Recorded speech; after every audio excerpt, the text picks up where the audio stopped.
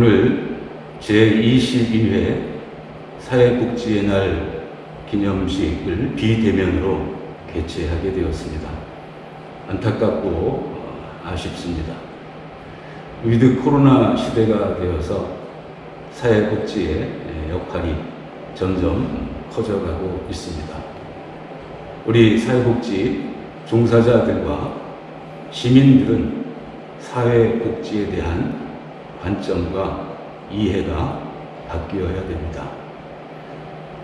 사회복지는 시혜가 아니라 권리입니다. 모든 시민들이 복지권을 가지고 복지의 주체가 되어서 적극적으로 자발적으로 참여해야 됩니다. 이를 위해서 2부에 이어지는 특강을 오건호 선생님께서 수고해 주십니다. 감사드립니다. 아울러 오늘 이 자리를 빛내기 위해서 축사와 격려사를 해 주시는 임병택 시장님, 박준호 의장님, 조정식 국회의원님, 문정복 국회의원님께 감사를 드립니다. 또한 오늘 수상하시는 유공자 여러분 모두를 진심으로 축하를 드립니다. 바라기는 우리가 코로나를 극복하고 사회 복지 국가를 이루기를 소망합니다. 감사합니다.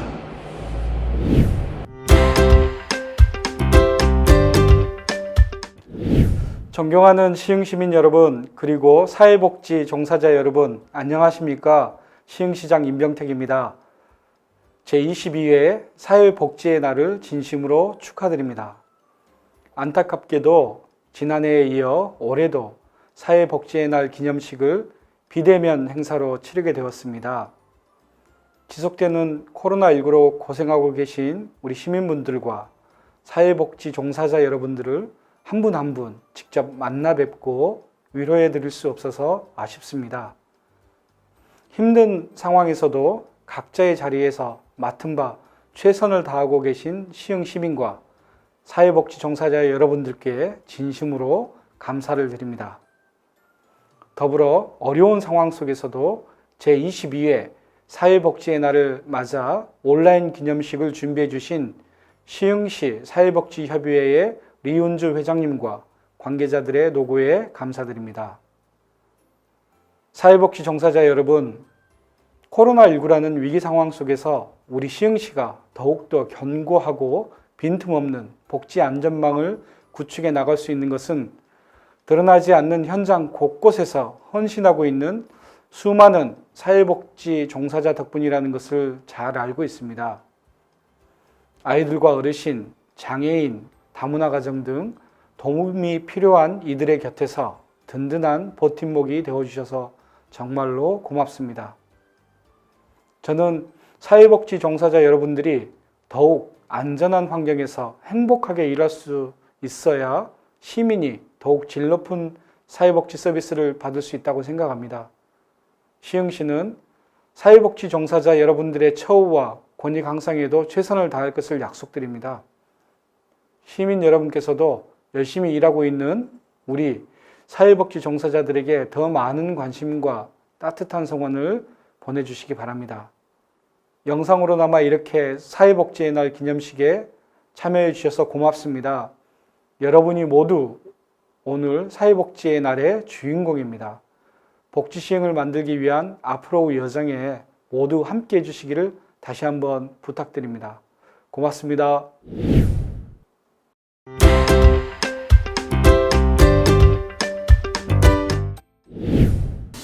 반갑습니다. 시흥시의회 박춘호 의장입니다. 매년 9월 7일은 사회복지의 날입니다. 22번째 맞이하는 사회복지의 날, 시흥시의회를 대표하여 진심으로 축하를 드립니다. 아울러 우리 지역 사회복지 발전에 구심체 역할을 담당하고 계시는 시흥시 사회복지협의회 리운주 회장님을 비롯한 사회복지사 여러분께도 감사를 드립니다. 존경하는 사회복지 가족 여러분, 여러분들은 오랜 시간 동안 지역사회에서 다양한 사회복지 활동을 통해 어렵고 소외된 이웃들에게 사랑을 전파하는 소중한 역할을 해오셨습니다. 또한 따뜻한 나눔의 실천들이 있었기에 우리 지역의 사회복지와 시민들의 삶의 질 또한 점차 개선되어 가고 있다는 생각을 합니다.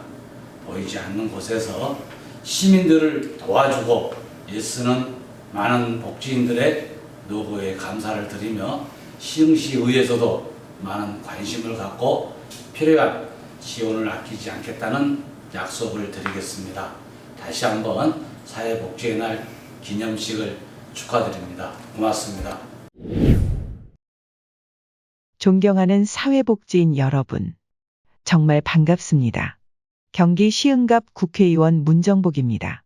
제22회 사회복지의 날을 진심으로 축하드립니다. 그동안 우리는 산업화와 민주화의 성취 못지않게 사회복지 분야에서도 큰 발전을 이루었습니다. 이러한 발전은 복지 현장에서 묵묵히 일해 오신 여러분이 있었기 때문에 가능했습니다. 우리가 꿈꾸는 국가는 소외된 이웃이 없는 따뜻한 사회입니다. 우리는 이를 위해서 개인의 행복을 정책의 중심에 두고 있습니다. 가치 있지만 따뜻한 정책을 적극적으로 발굴하고 시행할 것입니다. 사회복지인 여러분, 코로나로 인해 많은 어려움이 있으신 것으로 알고 있습니다. 그러나 희망을 갖고 함께 노력한다면 반드시 좋아질 것입니다. 경제가 어렵다고 복지 정책이 후퇴하는 일은 결코 없을 것입니다. 사회가 어려울수록 복지는 더 필요한 것입니다. 사회 곳곳에 복지 정책의 온기가 스며들 수 있도록 저는 더 노력할 것입니다. 사회복지의 날을 다시 한번 축하드립니다. 수상자 여러분들께도 축하의 말씀을 전합니다. 여러분 모두의 건강과 행복을 기원합니다. 감사합니다. 반갑습니다.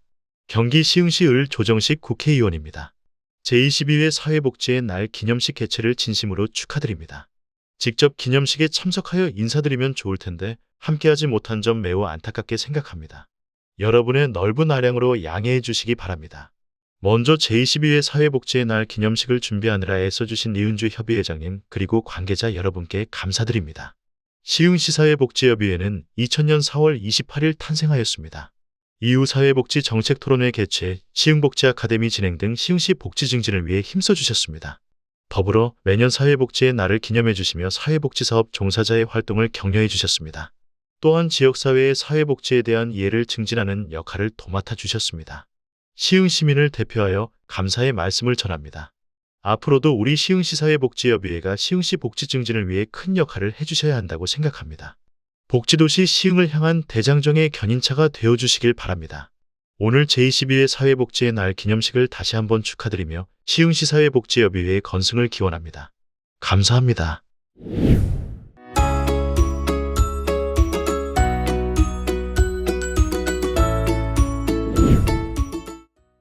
사회복지사업 윤리선언. 사회복지는 모든 국민이 건강하고 안정된 생활을 영위하기 위하여 민주주의 가치를 바탕으로 복지 공동체를 이루는 데 있다. 이러한 가치를 실현하기 위하여 사회복지 사업을 운영함에 있어 지켜야 할 윤리를 다음과 같이 선언한다. 하나, 사회복지 사업은 사회복지 대상의 인권 보호와 인간으로서의 고귀한 가치 구현을 추구하여야 한다. 둘, 사회복지 사업은 사회복지 대상자의 욕구를 충족시킬 수 있도록 전문적인 복지 서비스를 제공하여야 한다. 셋, 사회복지 사업은 사회복지에 관한 전문적인 지식과 윤리관을 갖춘 사회복지 종사자에 의해 수행되어야 한다. 넷, 사회복지 사업은 종사자 간의 상호 협력과 존중을 바탕으로 이루어져야 한다. 다섯, 사회복지 사업은 지역사회 구성원의 적극적인 관심과 참여를 기반으로 추진되어야 한다. 6. 사회복지 사업은 사회복지시설의 설치, 운영에 있어서 사회복지 대상자의 편의, 특성, 요구에 부응해야 한다. 7. 사회복지 사업은 합리적으로 운영되어야 하고 국민에게 공개하도록 한다. 8. 사회복지 사업은 국민의 삶의 질 향상을 위한 국가의 책임 있는 제도와 지원을 바탕으로 이루어져야 한다. 9. 사회복지 사업은 복지 공동체를 구축하여 모든 국민이 더불어 사는 복지 사회를 건설하는 데 기여하여야 한다. 10. 사회복지 사업은 변화하는 세계사회 흐름에 능동적으로 부응하기 위하여 국제교류와 협력 증진에 이바지하여야 한다. 우리가 시흥시와 언제나 함께 하겠습니다. 2021년 9월 7일 제22회 사회복지의 날 시흥시 사회복지 종사자 활동.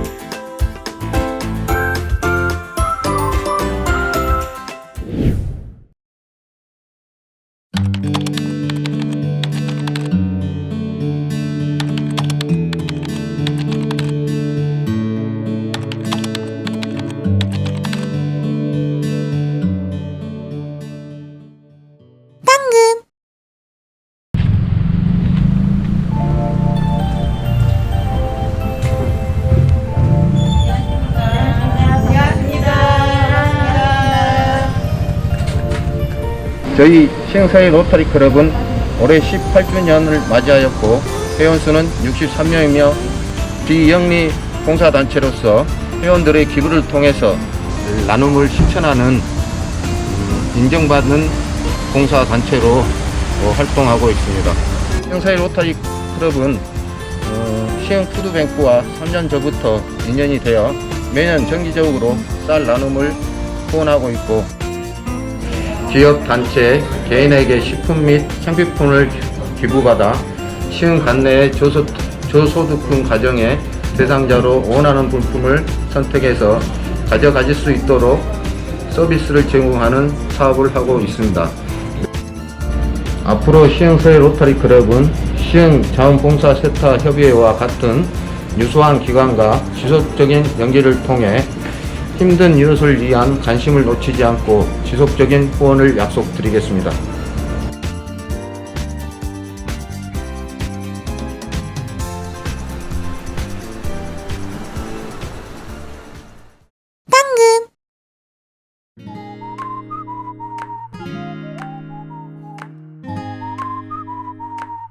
안녕하세요. 저희는 시흥시 유일의 노인복지관으로 어르신들의 활기찬 노년을 위한 평생교육과 노인 일자리, 취약노인 지원 등 어르신을 위한 복지사업을 운영하고 있습니다.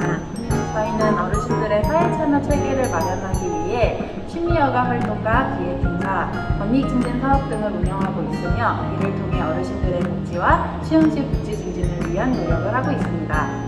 현재는 언택트 시대에 맞춘 온라인 복지관을 운영하고 있는데 저희 채널명이 뭐죠? 저희 채널명 온 시흥 시니어 TV입니다. 네, 온 시흥 시니어 TV를 운영하고 있고 온라인 기획 행사와 어르신 미디어 활동을 지원하는 온라인 사업들을 운영하고 있습니다. 저 같은 경우는 한 어르신이 이제 봉사 활동을 하면서 복지관에 회원 가입을 하셨어요. 근데 그 어르신이 그 해에도 그 다음 해에도 활발한 활동을 이어가셨고 그렇게 어르신과 인연을 맺고 복지관에서 함께하면서 그 어르신이 복지관을 만나 새로운 인생 2막을 걷고 있다라는 이야기를 해주셨어요. 대리님은 인생에 보람된 순간이 있을까요? 네. 저는 어르신들이 자발적으로 저와 복지관을 찾아주실 때 큰 보람을 느끼는 것 같습니다. 특히 요즘 같은 코로나19로 인해서 복지관 이용이 어려울 때도 줌을 이용하거나 애드위드를 이용해서라도 복지관 여러 프로그램에 어르신들이 참여하시는 모습을 보면서 많은 보람도 얻고 앞으로도 열심히 해야겠다는 생각을 하게 됩니다. 제가 있는 이곳에서 오늘도 최선을 다해 더 나은 사회복지 실현을 위해 일하겠습니다. 감사합니다.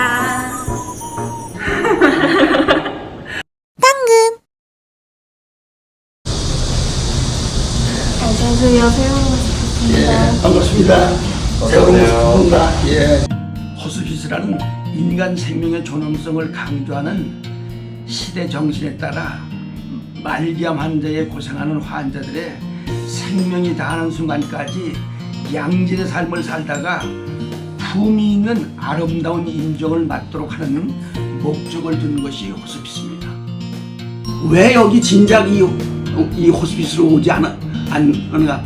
그 한탄하고서는 온 것을 얼마나 기뻐하는지 몰라요. 그 가족들이, 그래서 그 가족들이 우리 단체에다가 후원을 내고 그래가지고 지금 많은 사람들이 그 도움을 받고 있어요. 세월은 가정의원에서 수요봉사자로 활동하고 있습니다. 저는 매주 수요일 날 세월은 가정의원에서 말기 한우들 돌보고 섬기는 수요봉사자입니다. 주로 말벗과 그다음에 환우분들의 통증을 완화시켜주기 위한 발 마사지, 손 마사지를 주로 하고 있습니다. 2005년도에 장모님이 말기암 환으로 고생을 하시다가 소식을 그런 것을 계기로 해서 호스피스 병원에 대해서 알게 되었고 2007년서부터 호스피스 교육을 받고 봉사를 시작해서 지금까지 이루고 있습니다.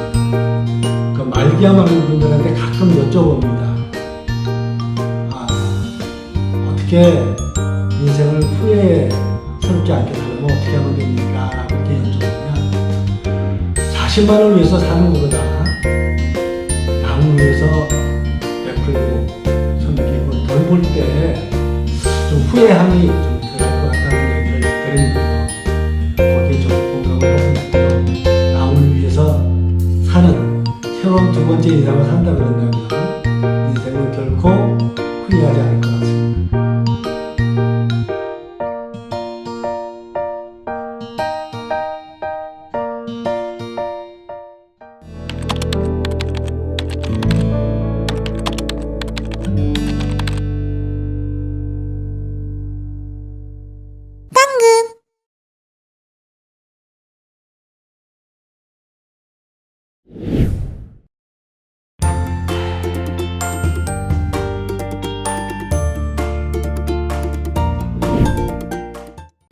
안녕하세요. 시흥 시민 여러분 반갑습니다. 저는 내가 만드는 복지국가라는 시민단체에서 활동하고 있는 오건호입니다. 혹시 제가 속한 단체 이름 들어보셨나요? 내가 만드는 복지국가. 못 들어보셨어요? 근데 이 단체 이름에서 저희가 어떤 일을 하고 있는지 예상이 되시지요? 예, 그렇습니다.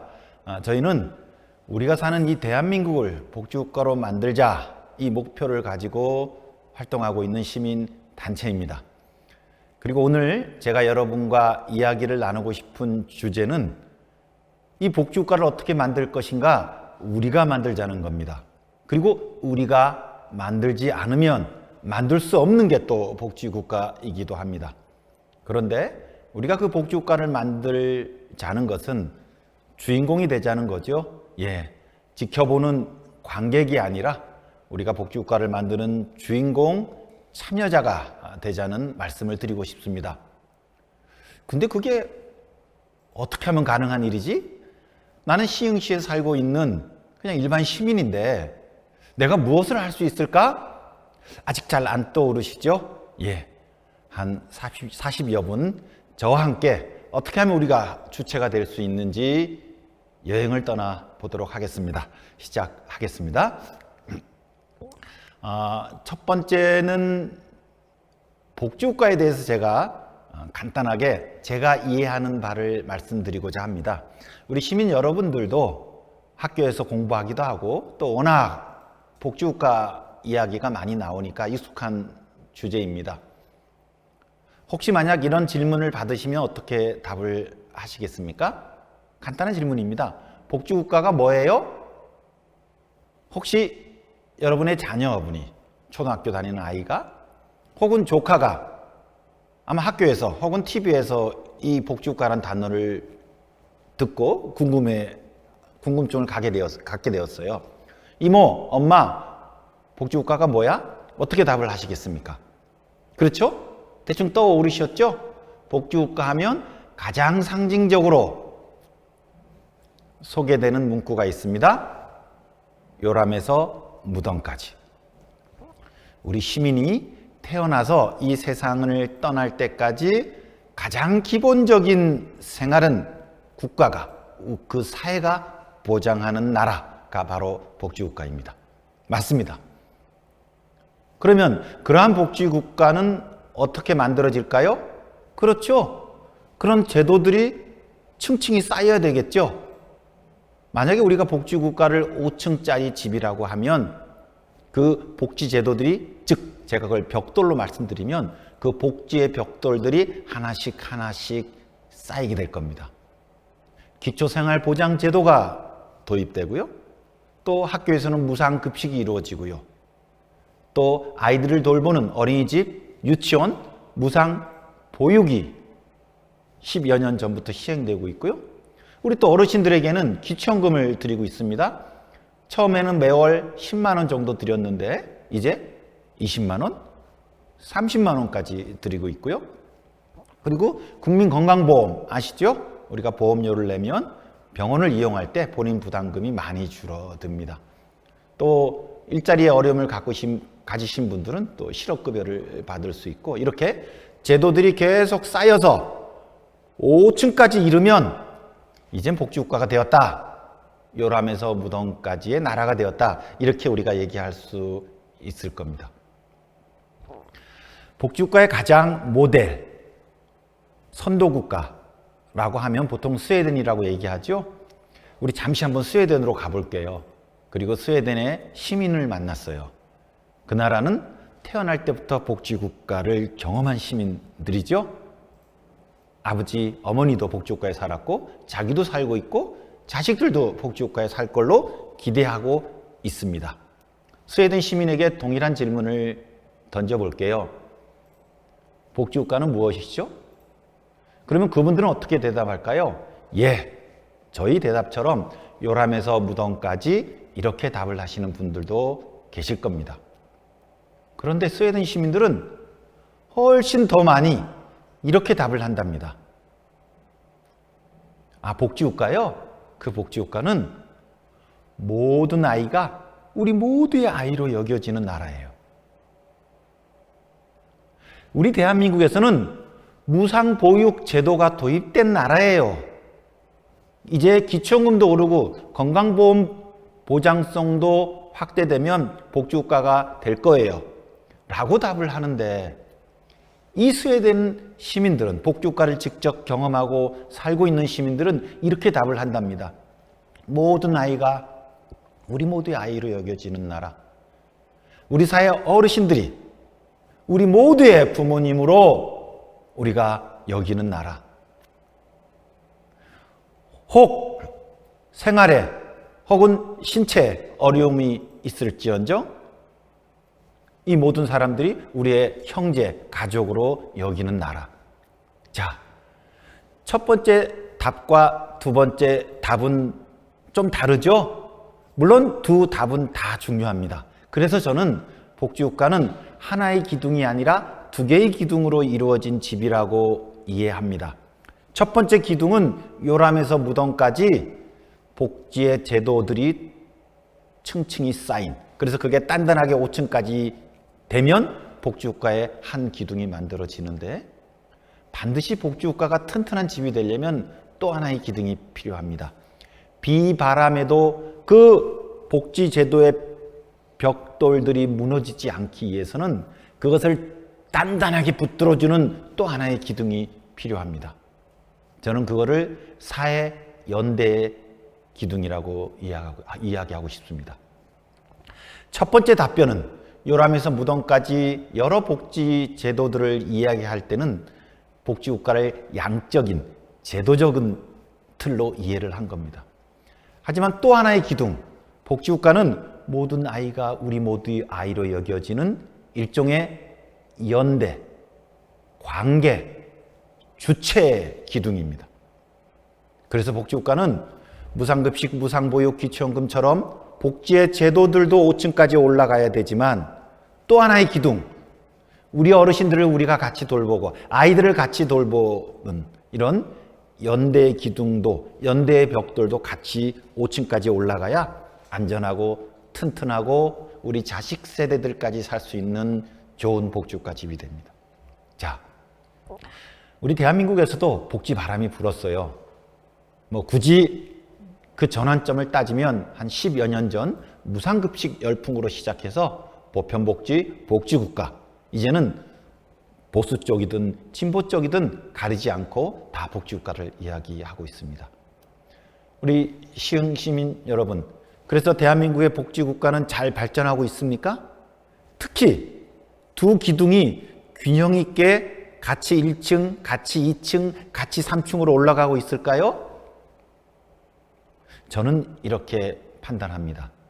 복지 제도의 벽돌들은 참 빠르게 올라가고 있어요. 서구 복지국가보다도 그 속도는 빠릅니다. 아직 한 3층 정도까지 올라간 것 같아요. 그러면 또 하나의 기둥, 이 사회연대의 기둥은 몇 층까지 올라갔을까? 복지제도만큼 3층까지 올라갔을까? 저는 굉장히 부족하다고 생각합니다. 그래서 제가 속한 단체가 복지국가를 만드는 운동을 하는데 고민에 빠졌어요. 1층, 2층, 3층 이렇게 수평적으로 올라가야 되는데 이 한쪽의 기둥이 잘 올라가지 않는 겁니다. 그래서 그 기둥을 올리고 싶습니다. 그 기둥을 누가 올릴까요? 바로 우리가 주인공이 되고 참여자가 되는 겁니다. 아까 스웨덴의 시민들이 모든 아이는 모두의 아이라고 얘기를 했는데요. 1928년에 당시 스웨덴 3인당 당수가 국회에서 연설을 합니다. 거의 100여 년 전이죠. 우리 스웨덴 3인당은 우리의 조국 스웨덴을 이런 나라로 만들고 싶습니다. 두 형제가 있는데 바깥에서 일을 할 때는 격차가 있죠. 직장도 다르고 임금도 다릅니다. 그런데 저녁에 집으로 돌아오면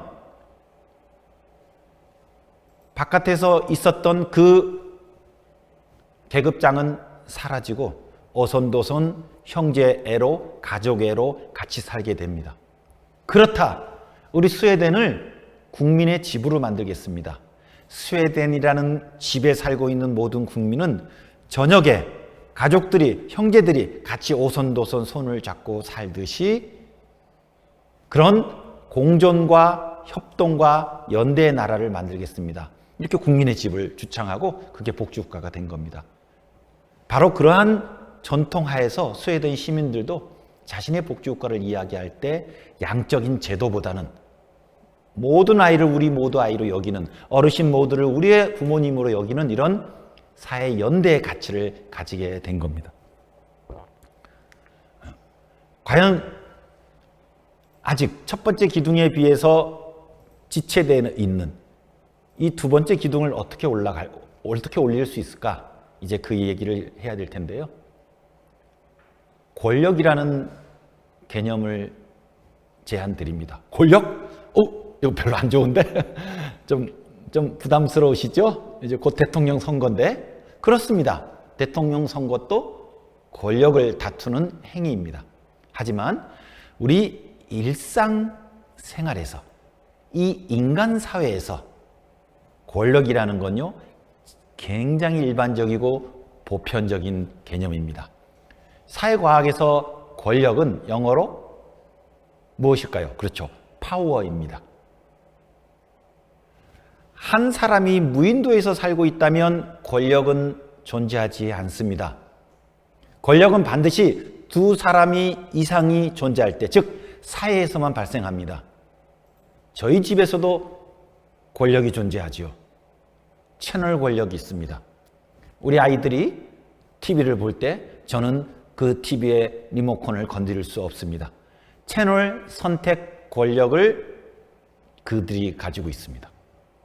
제가 어저께 과음을 해서, 요새 코로나 때문에 술 먹을 일은 없습니다만은, 만약에 과음을 했다면 다음날 해장국을 먹고 싶은데 저 애인이 데이트를 하는데 스파게티를 먹고 싶대요.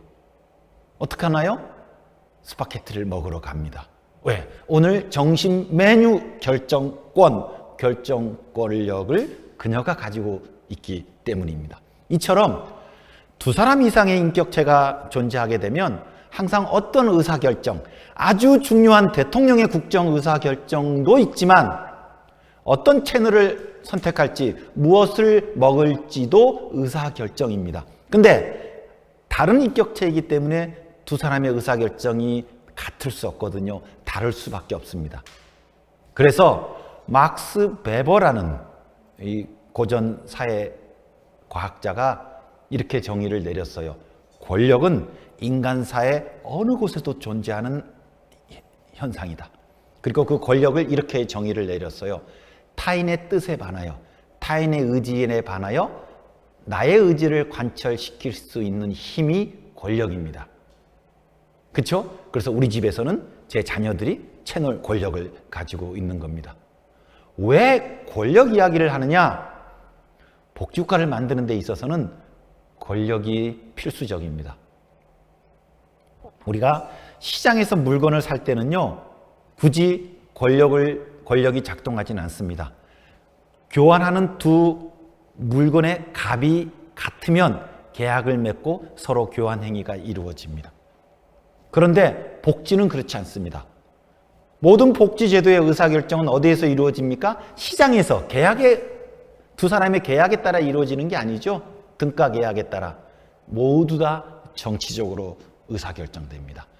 기초연금을 20만 원에서 30만 원으로 올리면 좋을지 안 좋을지, 코로나 재난을 맞아서 재난지원금이 필요한데 국민 일부에게만 제공하는 게 맞을지, 모든 국민에게 주는 게 맞을지 사람들마다 의견이 다르기 때문에 의사결정을 해야 됩니다.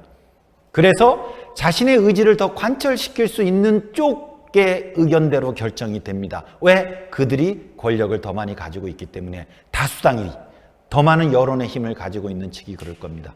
그래서 복지가 모두 다 정치적 영역에서 의사결정되는 것이기 때문에 복지는 복지를 늘리고 싶어하는 사람들도 있고 그게 싫은 분들도 있을 수 있거든요.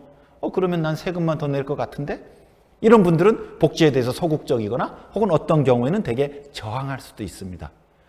그럼에도 불구하고 그 복지를 늘리기 위해서는 우리가 복지를 늘리고자 하는 사람이 반대하는 사람보다 힘이 더 세야 돼요. 그래서 일종의 복지 세력 혹은 복지 권력이라고 얘기할 수 있습니다. 이게 우리가 통상적으로 얘기하는 부정적 의미의 권력이 아니고요. 우리가 사회적 관계에서 그런 의사결정력을 갖자라는 겁니다. 왜? 복지라는 게 기본적으로 정치적으로 결정되는 것이기 때문에. 그러면 그 복지를 위한 권력은 어떻게 만들어질까? 어떤 형태를 띨까? 그래서 서구 복지국가 이론에서는 이거를 복지 동맹이라고 불러요. 왜냐하면 한두 사람만 있는 게 아니지 않습니까? 다양한 의견들이 있지만 복지에 우호적인 사람들이 있고 또 부정적인 사람들이 있기 때문에 복지의 그 우호적인 사람들이 손을 잡고 힘이 되는 거죠.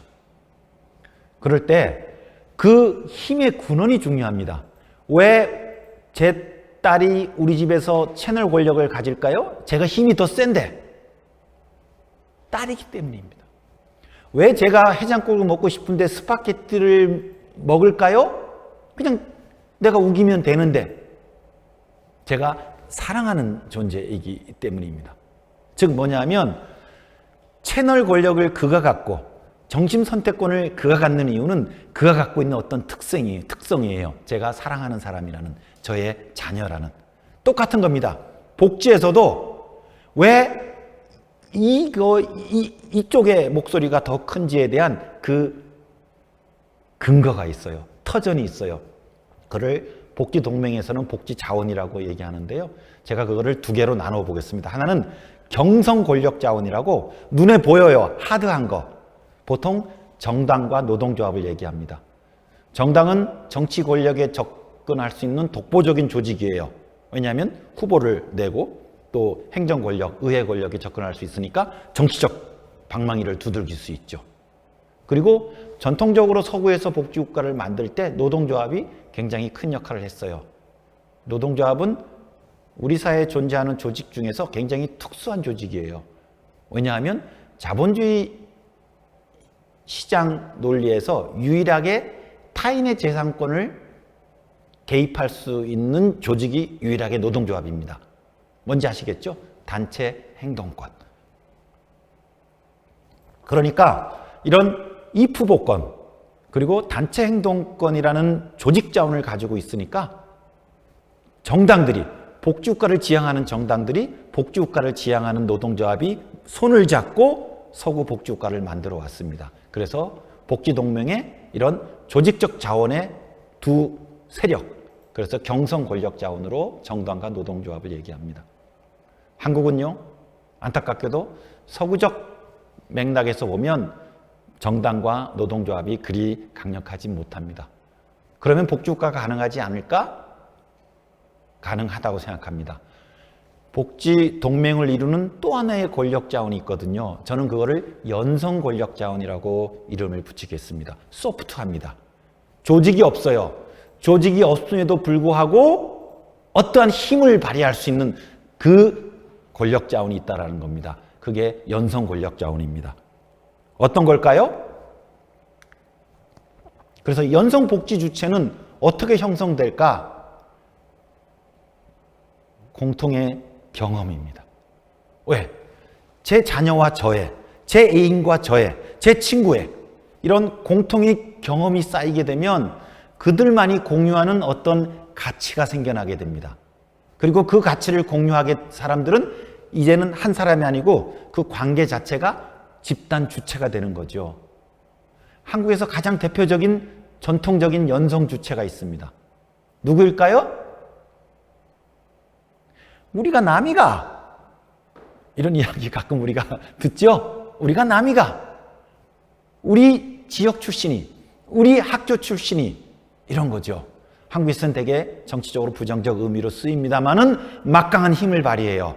왜? 어릴 적 같은 지역에서 자란, 학창시절 같은 학교에서 공부한 이런 공통의 경험이 그들의 관계를 형성해주고 어느 학교 출신 모여라, 어느 지역 모이라 하면 그 자체가 집단적 주체가 돼서 어떠한 의사결정을 하는데 힘이 되는 겁니다. 정치적으로 좀 부정적 맥락입니다만은 동일한 논리입니다.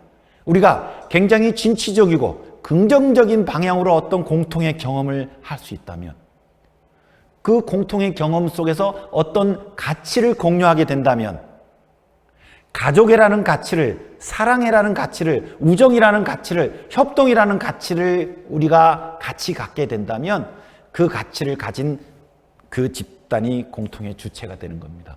그리고 그 자신의, 그들의 가치를 구현하기 위해서 움직이게 되겠죠. 자신의 의지를 관철시키려고 노력하겠죠. 조금 구체적으로 볼까요? 이제 우리 지역으로 와보겠습니다. 과연 지역에서 우리 시민들이 만들어낼 수 있는 우리 스스로 연성 주체가 될 수 있을까? 인 겁니다. 지역에는요, 주민들에게 제공되는 여러 복지가 있습니다. 크게 보면 현금 복지가 있고 돌봄 복지가 있습니다. 그죠? 현금, 사회 서비스 이렇게 얘기도 하는데, 현금 복지는 아주 선명해요. 제 계좌에 기초연금 30만 원이 이체되기 때문에. 그리고 무척 필요한 복지입니다. 하지만 이 현금 복지에 한계가 있어요. 저희 부모님이 기초연금을 주민센터에 신청을 합니다. 그럼 주민센터에서 가족관계나 재산이나 소득을 조회해보고 어르신 기초연금 수급 대상이십니다. 그러면 계좌번호를 드리면 이제 다음 달 25일, 매달 25일 기초연금 30만 원이 입금될 겁니다. 다음 달도 그렇고요. 그 다음 달도 그래요.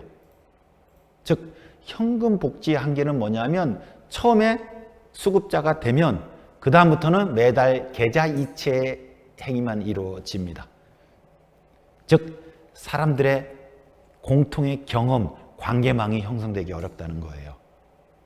무슨 의미인지 아셨죠?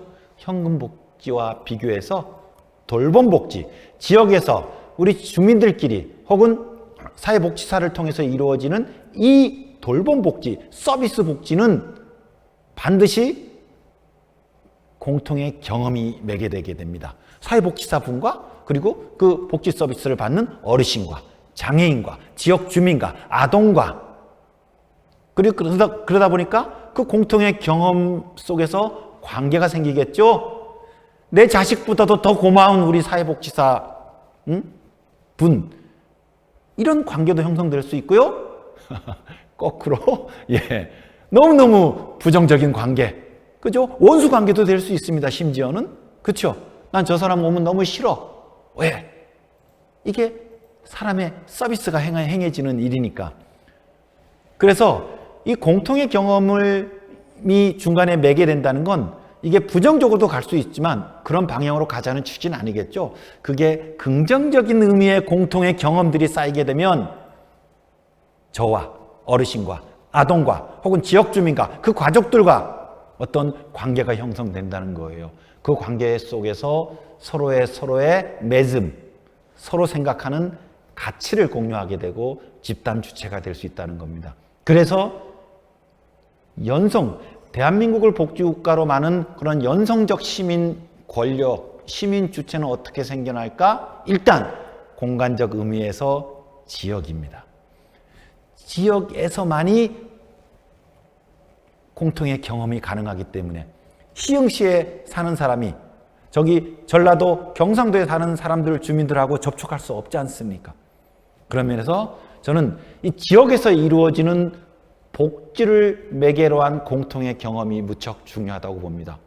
바로 지금 여러분들이 행하고 있는 일들이에요.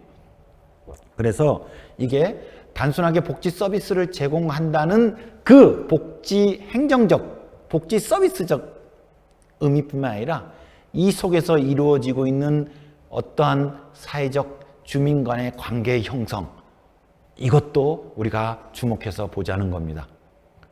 최근에 특히 복지 현장에 계신 분들은 바쁘시죠? 커뮤니티 케어, 지역 통합 돌봄이 굉장히 중요한 지역 복지 발전 방향으로 지금 잡혀 있어요. 그리고 몇 곳에서 시범 사업을 하고 있습니다. 노인이든 장애인이든 여러 돌봄이 필요한 사람들이 그 지역 공동체에서, 지역 공동체의 다양한 서비스의 관계망에서 돌봄을 받도록 하자는 겁니다. 그러면서 그 돌봄을 받고 계시는 노인, 장애인 혹은 지역 주민의 입장에서는 아주 평안한 서비스를 받으면서 지역에서 살고 있으니까 좋은 건데요. 제가 더 주목하는 건 그러한 지역 통합 돌봄을 제공하기 위해서 작동하는 그 서비스 관계망입니다. 이걸 위해서는 주민센터, 구청, 주민센터, 그리고 복지기관, 지역 주민 혹은 지역의 여러 단체들이 같이, 혹은 또 보건의료 또 기관들이 같이 모여서 하나의 망을 형성하게 돼요. 그리고 우리 지역에 있는 저 어르신이 이러한 곤란한 문제를 가지고 있는데 이 문제를 해결하기 위해서 우리 지역의 관계망들이 어떻게, 무슨 일을 해야 할지, 그런데 또 이런 문제도 갖고 계시네? 이 문제는 또 어떻게 해야 될지, 그렇게 그 어르신의 돌봐주기 위해서 지역 사람들이 머리를 맞대고 수기하는 과정. 이 과정은 그 무엇으로도 살 수 없는 아주 아름다운 과정이 이루어지고 있는 겁니다. 그러면서 서로를 바라보는 눈빛. 뭐죠? 우리 부모님도 아닌데, 우리 자식도 아닌데 내가 무슨 일을 하고 있는 거죠? 저 옆에 있는 사람이 무엇을 하고 있는 거죠? 그 아이를 돌보기 위해서, 그 어르신을 돌보기 위해서, 그 지역 주민을 돌보기 위해서 우리가 이렇게 고심하고 노력을 하고 있는 거예요. 모든 아이를 우리 모두 아이로 여기는, 모든 어르신들을 우리 모두의 부모님으로 여기는 어떠한 새로운 경험, 새로운 활동을 하게 되는 겁니다. 제가 하나의 사례를 말씀드리면요. 저기 강주광역시 광산구에 노인복지관이 있습니다. 더불어락 노인복지관인데요. 한 10여 년 전에 그렇게 복지관 운영이 원활치 않았어요. 그래서 민간 위탁이 취소되고 광산구청에서 직영을 하게 됩니다. 그때 직영을 하면서 어떤 문제의식을 가졌어요.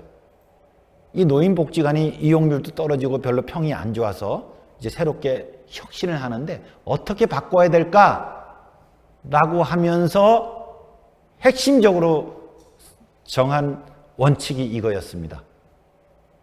노인복지관이니까 이용자는 어르신인데 어르신을 객체, 관객으로 만들지 말자. 어르신을 이 노인복지관 운영의 주체로 만들자.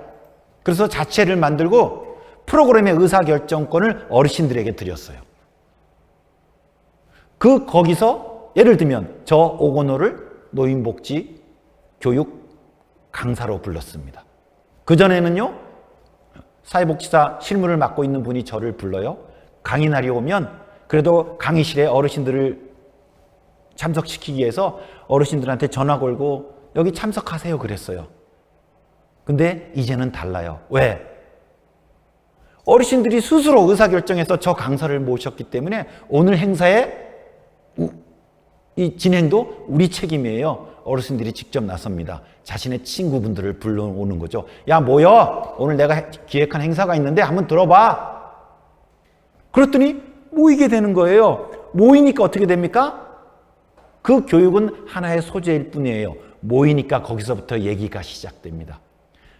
저기 바둑판 좀 더 있어야 될 것 같은데, 공간이 더 필요한데 왜 어르신들이 모이니까? 그러다 보니까 자연스럽게 어르신들이 스스로 그 복지관에서 필요한 프로그램들을 제안하고 만들어지게 됩니다. 그래서 어르신들이 모이게 되니까요, 손주들을 돌보는 어르신들은 손주를 데리고 오고요, 또 그 손주를 보려고 며느리와 아들들이 같이 따라오게 됩니다. 옛날엔 아주 소극적으로 그 프로그램만 이용하기 위해서 간헐적으로 어르신들이 왔었는데 이 동네에 터가 돼버렸어요. 모임터. 그 다음부터는 이제 엄청나게 무성하게 나무가 자라게 됩니다. 여기 슬라이드에서 보시는 것처럼 여기 입구인데요. 어르신 한 분을 잃는 것은 지역에서 제가 좀 잘 안 보여가지고 어르신 한 분을 잃는 것은 도서관 하나를 잃는 것과 같다. 요게 이제 요 더불어락 입구에 있는 겁니다. 그래서 어르신들끼리 사회적 기업도 만들고, 저기 초록색, 녹색, 노란색 보이시죠? 1년에 2번씩 중요한 의사결정을 어르신들과 지역 주민들이 모여서 같이 저렇게 마당에서 합니다. 그렇고 제가 초록을 들어서 찬성이 되면 그 다음부터는 어떻게 되죠? 그 모든 행사의 책임은 저도 같이 지게 되는 겁니다. 지금은 이모작센터도 만들고 굉장히 지역의 모든 주민들이, 어르신까지 포함해서 주민들이 모이는 공터가 됐어요. 공공적인 터가 됐습니다. 저곳에서는 부동산 투기를 이야기하지 않습니다. 사교육을 이야기하지 않습니다. 저 노인네 오늘 왜 저렇게 시무룩해? 글쎄 말이야, 자식이 그렇대. 수급에서 탈락했대. 저 아이는 왜 그렇죠? 저렇대. 내 가족 관계만으로는 알 수 없는 것이 그 공간을 통해서 알게 됩니다. 그리고 그 문제를 해결하기 위해서 같이 움직이게 됩니다. 그래서 이제는 이런 주체가 된 게예요. 최소한 우리 광산구에 사는 노인들만큼은 우리가 책임진다. 최소한 광산구에 사는 이 장애인들만큼은 우리가 책임을 진다라는 광산구 내의 사회적 관계 연성 주체가 만들어지는 겁니다. 뭐 여러 지금 이게 굉장히 모델 사례여서 인터넷에도 많이 볼 수 있을 겁니다. 한번 찾아보시기 바랍니다. 그리고 지역에서의 연대라고 제가 말씀드렸는데 또 하나의 연대, 또 하나의 연성 주체가 만들어지는 경로가 있습니다. 저는 이거를 의제별 연대라고 제목을 붙였습니다. 뭘까요? 뭐 좀 오래된 일입니다만은 무상급식, 무상보육 논쟁이 굉장히 활발하게 이루어지던 때예요. 한 10여 년 전이죠. 제가 어느 지역에 복지관에 계신 조금 이제 시니어급 계신 분들이 한 20명 모인 곳에 교육을 갔어요. 워크숍을 갔는데 그때 굉장히 무상급식, 무상보육, 대한민국에서 복지 바람이 막 불어오던 때여서 제가 앞으로 대한민국이 복지국가로 되려면 요 무상급식은 이렇게 가야 되고 무상보육은 이렇게 발전해야 되고 또 이렇게 더 어르신들의 연금도 이렇게 발전해야 되고 이런 얘기를 막 했어요. 근데 제가 이렇게 강의를 하면서 느낌이 왔어요. 좀 썰렁하더라고요. 그리고 이제 강의를 마치고 좀 이제 서로 이야기를 나누는데 어떤 분이든 첫 말을 이렇게 꺼내지 않으시더라고요. 그래서 조금 서먹했는데 어떤 분이 먼저 시작하시더라고요. 선생님, 여기가 우리 복지기관인 거 아시죠? 그래서 예, 압니다. 그랬더니 저희는요 그런 주제는 안 다루어요. 그렇죠. 무상급식은 학교에서 다루는 거고 무상보육은 어린이집에서 다루는 거고 기초연금은 주민센터에서 다루는 일이죠. 우리 종합복지센터에서 우리 장애인 복지관에서 다루는 일은 아니죠. 그래서 제가 아차 생각이 들었습니다. 그리고 그 프로그램을 마치고 이제 돌아오면서 이런 생각을 했어요. 그리고 그 이후부터 제가 사회복지사분들을 만날 때 그 사례를 많이 얘기합니다. 제가 노인복지관에서 일을 하고 있습니다. 방문 목욕 서비스를 제가 맡고 있어요. 그래서 하루는 집 앞에 가서 어르신 목욕을 시켜드렸는데 저의 복지관에서 저한테 주어진 일은 목욕 서비스입니다. 그걸로 종료됩니다. 그런데요, 목욕을 해드리면서 어르신들의 말문이 트입니다. 어이구, 여기도 아프고, 저기도 아프고, 여기도 아프고, 저기도 아프고 그래요. 어르신, 그럼 빨리 병원 가 보셔야죠. 라고 제가 말씀을 드리면서도 어르신들이 안 가실 걸 전 압니다. 왜? 병원 가기 위해서는 그래도 얼마큼의 돈이 들기 때문에. 또 혹은 어르신들이 병원 가셔도 잘 날 것 같지 않아요. 병원을 전전하실 분, 주사 맞고 임시적으로 날 분, 사실 종합적인 처방을 받긴 좀 어려우시거든요. 그리고 어르신을 방으로 옮겨들었는데 주거 상태를 보니까 진짜 병이 나시겠어요. 근데 저는 목욕 서비스를 제공할 뿐이지 주거 담당은 아니거든요. 제가 이분들의 의료 서비스까지 할 수 있는 건 아니거든요. 저는 목욕 서비스 끝입니다. 과연 이게 저의 업무의 끝일까요? 사회복지사로 선서를 했죠. 모든 사람이 인간다운 삶을 누릴 수 있도록 지역에 사는 우리 어르신들의 평안한 삶을 돌보는 게 저의 역할입니다. 그렇다면 그 어르신들이 하신 말씀, 그 어르신들에게 필요한 의료, 생활 지원, 주거 서비스 이런 것들이 다 마련되어야 우리 지역에서 한 어르신들의 복지가 완성되는 게 아니겠습니까? 그렇다면 저의 역할로 끝나는 게 아니라 이 문제를 해결하기 위해서 무엇을 해야 될 것인지 가장 현장에서 이 문제를 아는 당사자, 주체가 사실은 이야기를 먼저 시작해야 되는 겁니다. 그런데 대부분의 경우는 우리가 상담을 하더라도 죄송합니다. 어쩔 수 없어요. 현행 제도는 이러해서요. 죄송합니다. 어쩔 수 없습니다. 그리고 민간 후원을 좀 조직해 보지만 그거에 한계도 있죠. 대부분의 경우는요, 제도의 장벽에 막혀 있습니다. 그렇다면 이 어르신이, 이 장애인이 온전한 돌봄을 받기 위해서는 그 제도의 문턱도 넘어야 되거든요. 제도도 바꿔야 되는 거거든요. 그러면 그런 제도의 개혁을 이야기할 수 있는 가장 핵심적인 주체는 누구일까? 그 이용자, 당사자도 있지만 현장에서 그러한 문제를 직접 대면하고 있는 현장 사회복지사분들, 복지 현장이 되는 그러한 주체가 되어야 된다고 봅니다. 그게 가능할까? 가능하죠. 그리고 그러하기를 바랍니다. 혹시 줬다 뺏는 기초연금 들어보셨는지요? 지금 한 50만 명의 기초생활보장 생계급여 수급자 어르신분들이 계시는데요. 이분들은 매달 25일 날 기초연금 30만 원이 입금이 돼요. 근데 다음 달 20날 생계급여를 받을 때 만약에 생계급여가 55만 원이었으면 그 전달 받은 기초연금 30만 원을 공제하고 25만 원만 생계급여가 찍힙니다. 그래서 기초연금만큼 줬다가 생계급여에서 뺏어서 줬다 뺏는 기초연금이라고 이름을 붙였고, 어르신들과 또 저희 복지 시민사회 단체들이 줬다 뺏는 기초연금을 해결하는 운동을 하고 있습니다. 주민센터와 구청의 답변은 동일합니다. 보충성 원리, 생계급여라는 게 원래 다른 소득이 있으면 그만큼을 빼는 거기 때문에 이건 어쩔 수 없어. 그런데 당사자 어르신들의 입장에서는 너무 억울한 거예요. 기초연금, 다른 노인들은 기초연금 10만 원, 20만 원, 30만 원 올라갈 때마다 자기 가처분 소득이 늘어나는데 우리는 10만 원 기초연금이 도입되면 생계급여에서 10만 원 빼고, 기초연금 20만 원 올라가면 생계급여에서 20만 원 빼고, 기초연금 30만 원 올라가면 생계급여에서 30만 원 빼니까 기초연금이 아무리 올라도 우리는 똑같아요. 가장 가난한 노인들인데 우리가 이러는 게 너무, 이게 말이 돼? 하지만 이런 항의를 어디 할 데도 없는 거예요. 여기 지금 사진을 보실 텐데요. 그래서 어르신들이 같이 나셨어요. 대부분 다 기초생활 수급 노인들이 아닙니다. 아니, 나도 30만 원 받는데 나보다 더 가난한 노인들이 못 받아?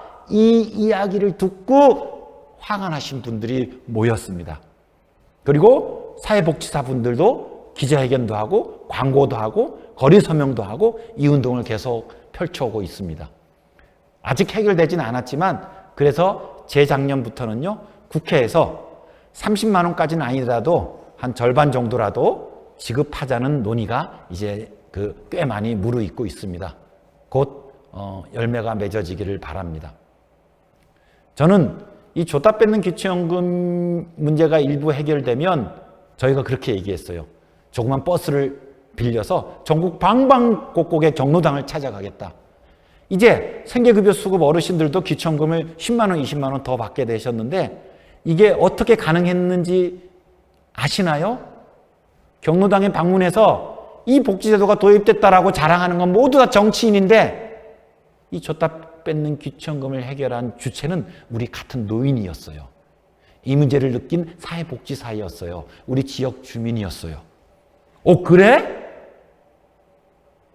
가장 가난한 노인들의 문제를 해결하는 데 있어서 우리 지역 주민들이, 우리 복지 현장에서 일하는 사람들이 같이 힘을 합해서 이루었다라는, 그래서 그 힘을 합친 사람들도 공통의 경험이 만들어지고 또 그 이야기를 들은 어르신들도 새로운 경험, 새로운 연대의 경험을 할 수 있을 거라고 기대합니다.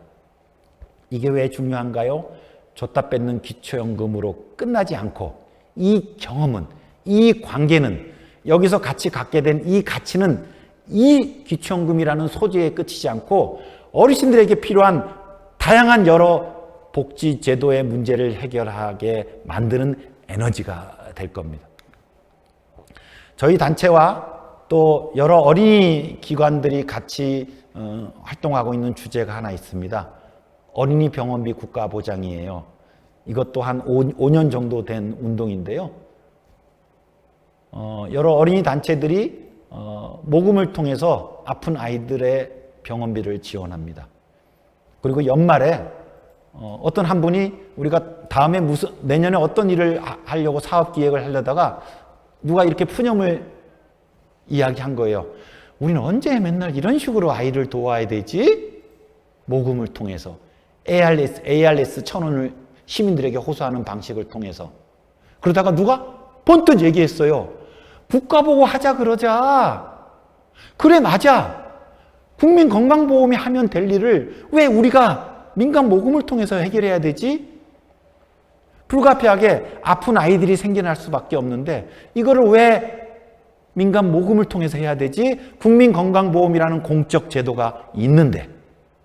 그래서 어린이 병원비만큼은 국가가 해결하자 이 운동을 시작했습니다. 여기 사진들을 볼 수 있을 거예요. 거리 설명도 하고 국회에도 이야기를 전하고 해서 지금 문재인 정부에서 문재인 케어가 진행되고 있는데 어린이 병원비만큼은 보장성이 많이 좋아졌습니다. 어린이 병원비를 해결하는 새로운 경험을. 그래서 어린이 단체에서 일하는 활동가가 눈물을 글썽이면서 이런 얘기를 해요. 어린이 병원비를 지원하는 유일한 방법은 모금밖에 없다고 생각했는데, 그리고 그것에 대해서 절망하고 있었는데 우리가 힘을 합쳐서 새로운 결실을 맺게 된 이 경험. 제가 10년차 어린이 재단에서 일하고 있는데 10년 만에 다른 재단의 모금 활동가를 경쟁자가 아니고 동료, 동지로 여기게 되고 또 이 시민단체들을 우리의 이웃으로 여기게 되었다는 겁니다. 그렇죠? 예, 연대감이 펄펄 넘치게 되는 겁니다. 작년에 새로 시작한 운동인데요. 저희 단체도 활동하고 있습니다. 주치, 좋겠죠? 나도 주치의가 있으면 좋겠다. 이런 운동도 하고 싶습니다. 저희가 조금 프로그램을 만들어서 가능한 여러 지역 주민과 단체에 제안할 예정입니다. 심지어는 이런 것도 가능해요. 복지가 늘어나면 세금도 늘어나야 되잖아요. 근데 복지는 늘지만 세금에 대해서는 불편합니다. 그래서 저희가 매달 지금 코로나 때문에 온라인에서 합니다만은 지금 거의 10년째 촛불을 켜고 있습니다. 아예 복지에만 쓰는 세금을 내자. 이게 사회복지세입니다. 사회복지세 내서 지금 부족한 복지를 늘리자. 이런 이야기도 가능합니다. 아이고, 우리 지역 주민이 무슨 세금까지 얘기해? 하지만 우리 지역의 장애인이, 어르신이, 우리 아이가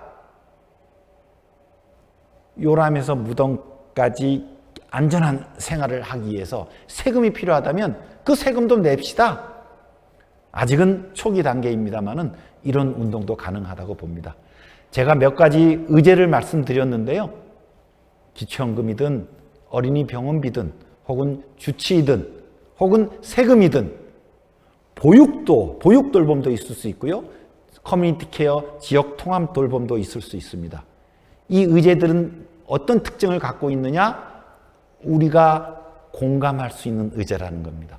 그 공감할 수 있는 의제라면 공감만으로 그치는 게 아니라 그것이 구현될 수 있도록 모여서 쑥덕쑥덕 이야기를 하고 캠페인을 하고 제안을 하고 그러다가 또 열매도 한번 맛을 보고 그러면서 공통의 경험을 갖자는 거고 그 속에서 어떤 관계망을 만들자는 겁니다.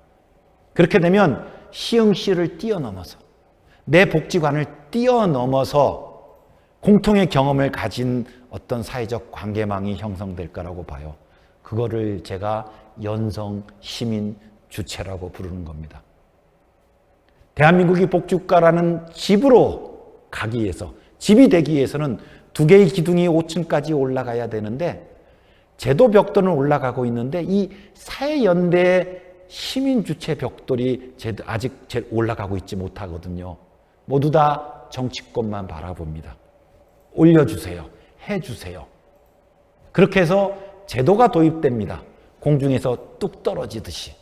근데 이 제도의 도입이 사회연대 주체라는 기둥을 올리면서 같이 도입되는 게 아니고 그냥 정치적 선물로 주어지는 것이죠. 이제는 다르게 접근하자. 우리 스스로 그 벽돌을 만들자라는 겁니다. 그리고 우리 복지 현장에 계신 분들은 복지를 제공하는 데서 그치는 게 아니고 제공 과정 속에서 우리가 느낀 그 장벽들을 일일이 기록하고 그것을 같이 느끼는 사람들과 같이 공감하고 공유하고 그거를 제안하고 활동하고 하는 과정 속에서 단순한 제공자에서 혁신자로 복지국가 주체가 될 수 있다고 생각합니다.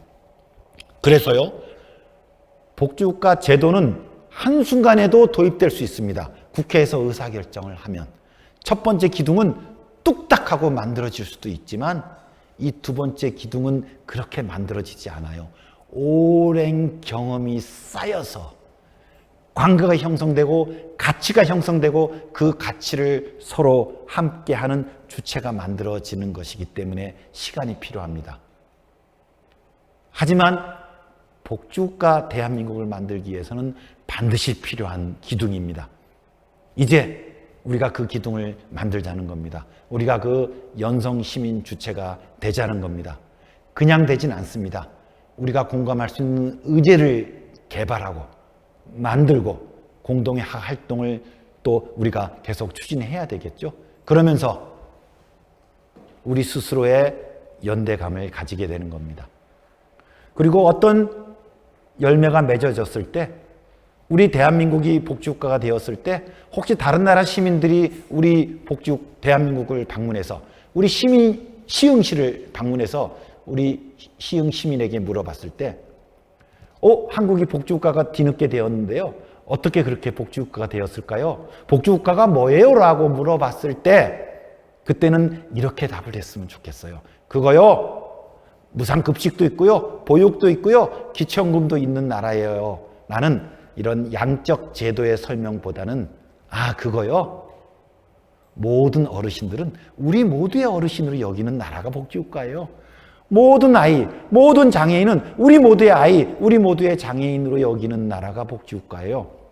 그게 어떻게 가능했죠? 우리가 그 공통의 경험을 만들어 나가는 그 히스토리를 전해 줄 수 있기를 바랍니다. 그리고 그 뿌듯함으로 굳건히 서 있기를 바랍니다.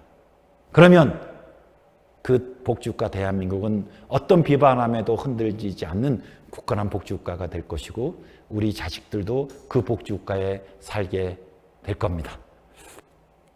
시간은 걸리지만 우리 시민들이 그 일을 해내기를 바라고요. 또 제가 속한 내가 만드는 복지국가도 그 길에 한 몫을 하고자 합니다. 경청해 주셔서 고맙습니다.